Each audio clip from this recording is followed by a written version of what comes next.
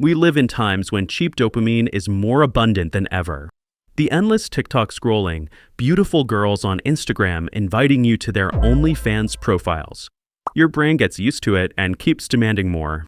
But here's the paradox. The more we get, the less real satisfaction we feel. And now imagine, this very same chemistry controls your motivation, your habits, and even whether you can change your life. How does it work? Let's break it down. We're used to thinking our decisions come from willpower, character, or logic. But very often, they're driven by dopamine. It acts like a reward system in the brain. It gives us a sense of anticipation, whispering, "Keep going, you're on the right track." That's why you can spend an hour scrolling TikTok when you only meant to check it for a minute. But dopamine works the same way in sports. Remember that feeling after a tough workout when you can barely stand, but deep inside you're satisfied and already want to come back tomorrow? That's dopamine, too. Dopamine isn't about happiness itself. It's about the promise of happiness. Now imagine if you could make this chemistry work not against you, but for you. If you learn to manage your sources of dopamine, you can actually change your life. For example, by setting small goals your brain can quickly reward.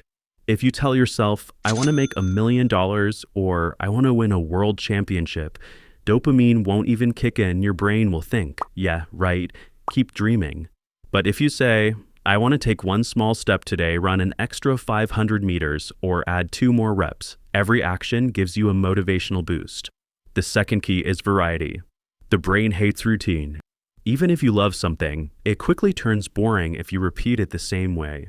Same in sports. If you only bench press every day, sooner or later you'll get tired of it.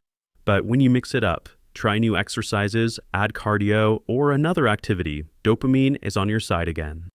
Third, social support. The brain loves it when you're praised and liked, so hit the like button on this video. It'll make me happy. That's why we're hooked on social media. But the same works in sports. When your coach compliments your form, when friends at the gym notice you lifted more than last time, or when you post a before and after photo. Same mechanism, just healthier. And here's the important part.